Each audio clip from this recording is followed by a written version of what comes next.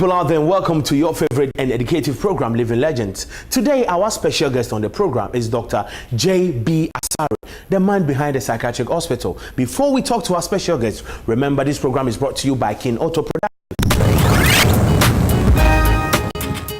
Dr. JB Asare was born at a village near Nkoko some 62 years ago to Mrs.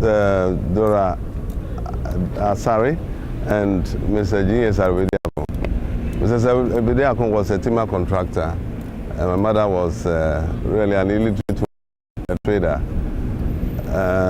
I started school at Nkoko, but before then I had spent some time in a village near Tinkon called Konko, where I attended my kindergarten.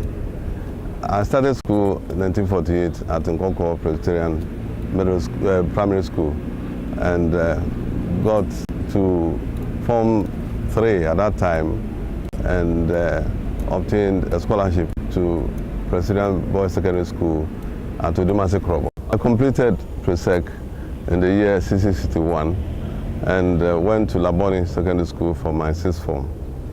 After the sixth form, I left the shores of Ghana in 1964 to Poland to study medicine. After attending 1 year language course in Poland, I traveled to another city called Krakow, where I began my intensive medical education. I completed and did my housemanship in Poland and came to Ghana early 70s. I spent some time at Sopon Hospital as a medical officer and worked through the years until 1976, when by the grace of God I obtained another scholarship to travel to Australia to study psychiatry. In fact, when I got to Australia, I was so impressed about the way the professor of psychiatry, one Professor Alan German, dealt with his cases, and his style of management of cases appealed to me so much that I decided to stay in the field. Unfortunately, I went on a scholarship called Home Sponsored Scheme, which meant that Ghana government had to send some money to sustain me in Perth, Australia, which wasn't enough. I had earlier on, after working in Poland, gone to Britain to do a year's work in surgery and orthopedics. So it wasn't too difficult for me to go back to Britain to continue my psychiatry. In fact, I was so lucky that when I got to Britain, I was appointed a registrar straight away in psychiatry after 15 months exposure to psychiatry in Australia. And it was then that my professors took interest in me. They always flattered me with all kinds of things, thought that I had the flair and the ability to become a good psychiatrist. In fact, that propelled me on to obtain my membership by examination to the Royal College of Psychiatrists in 1980. I had by that time worked through so many hospitals in the Midland area and a rotational training scheme. But after I obtained my membership, I went to Oxford region to become a senior registrar. And I always, in my career, I wanted to be exposed to as many conditions and as many varieties of activities as possible. So there I did child psychiatry and mental handicap. I also had exposure to forensic psychiatry and psychotherapy. So in 1982, I decided to come home. In fact, my professors and consultants were not happy, because they thought I could make my career in England. But I felt that I had spent so much time abroad, and I've benefited from my government scholarships and all that. And so it was my duty to come home and help my people.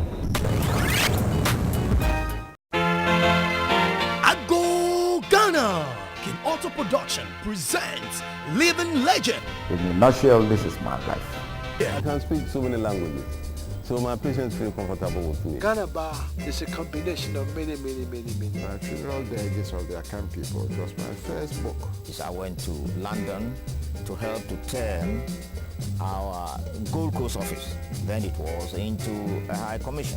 I got this sucker, not from Ghana, but from Philadelphia. People call me all sorts of names as a result of my sporting life. I was a little adventurous. So on Monday, when I saw the papers, I decided to quit football for good. Living Legend is brought to you by Kinoto Production. To sponsor this program, please call telephone numbers 024-437-2797, 024-437-2797. When I arrived in December 82, I was immediately absorbed. It was like somebody coming out of the moon. They weren't expecting a psychiatrist to come to Ghana at that time. That was the revolutionary period. So I was posted to the Accra Psychiatric Hospital, where I became head of the psychiatric hospital. Dr. Asare is somebody who came and worked in the Accra Psychiatric Hospital from 1983 up to the early 2000 when he retired. And he retired honorably in this hospital. During his tenure of office, he combined his administrative work with his clinical duties and public health work, giving lectures outside for people to know that when you are mentally ill, you are also a human being and you need the best of care. He is somebody who is hardworking and loves the profession he chose to work on. In 1983, news went round the whole of Accra that a new young doctor, Dr. JB Asare, was in the hospital. But I was so happy, but overwhelmed with the kind of things that I saw. Because I had worked in psychiatric hospitals abroad where they had better facilities, where the workload was so little. And here I found myself, JB Asare, flogged with so many patients to see a day. And I was seeing up to 120 cases in a day, continuously for 5 days. And at the same time, since there weren't many, I had to do my ward rounds and make sure that the wards were clean and all that. And as I said, money was not easy to come by. Fortunately, some people from the administration, that is the headquarters, realized that I was serious about doing something about psychiatry. So immediately the government asked for a committee to look at how to improve the psychiatric services in Ghana. And JB Asare was made the chairman. At that time, there were no toilet facilities in most of the wards. And my staff always felt very bad coming to the hospital. Some came with their own clothing, which they left. And then on going home, they took another clothing because the wards were so filthy. And many didn't want their friends or relatives to even know where they were working. So first and foremost, we had to tackle the conditions in the hospital to make them congenial so as to attract staff to work in there. And at the same time, it was my duty to see to the welfare of the patients who were dying daily from starvation and other diseases from infection because the hospital was so much overcrowded. We had about 2,000 patients at that time. And so the committee looked into it and we thought about embarking on active discharge policy. So a team of us went around looking at the patients and then bringing in social workers, and we were able to locate relatives of some of them. And with little counseling, some of them were able to go home. I'm Henry Abose. I know Dr. Asare very, very well. I've been to his office some time ago. Asare was a nice man. Dr. Asare is a good man. Even if you are sick and you enter into his office, as soon as you see his face, your sickness is gone, naturally. He's a polite man. He talks nicely, cool, have patience. Let me be frank. He's one of the doctors in Ghana, one of the best. It's among the best. Yeah, that's what I think. It's among the best. He have patience for anybody at all. whether who you are and what you are, whether you are from the north, you are from the south, you are from the east, you are from the everywhere. We have patience for everybody, and this is the way doctors have to be. When we look at life and all these things, sometimes people forget that psychiatrists also have needs. Yeah, my children always thought that I was not available most of the time.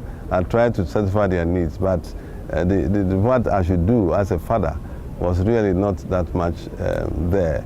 And I tried to make amends at a particular stage. But the work that I did took a lot of me. I was so much involved.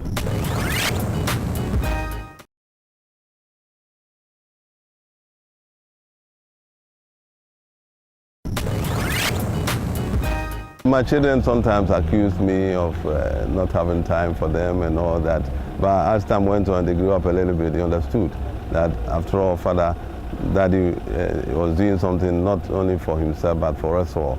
And they have all enjoyed most of the achievements that I had. Even in England, when I was the head of the psychiatrists in training in my area. You are still watching The Living Legends, and this is the chat-field segment of the program. Remember, Dr. JB Asare is still our guest. We are so honored to have on a chat field today another great citizen of this country, Dr. Akwesi Osei. Briefly, over 2 decades working with Dr. JB Asare, how would you describe him? Well, I would say Dr. JB Asare is really a wonderful person. I'm particularly impressed about his patience, and I've said on a few occasions that I have never seen him angry, and that is really rare. We all get angry at different times, but I've really never seen him angry. He is able to control his temper, manage situations. He is deeply knowledgeable in his field, which is the mental health, and of course we know that he's a well-respected personality. He's a member of the International Narcotics Control Board, member of various international bodies. And in West Africa, he's really very respected in terms of mental health. He's trained people, and I am proud to say I'm one of his trainees. So really, Dr. Asare has been very great. Apart from his patience, he's always ready to impart his knowledge. And his human relationships, he's excellent in terms of the way he relates to people. He's careful not to want to offend anybody. And there's a lot one can say about him. So I think he's really somebody that one want to follow his footsteps, somebody one want to emulate his lifestyle and his achievements. And his achievements, that is the word. This alone tells you this is a product of Dr. JB Asare, and he is currently the director in charge of mental health in Ghana.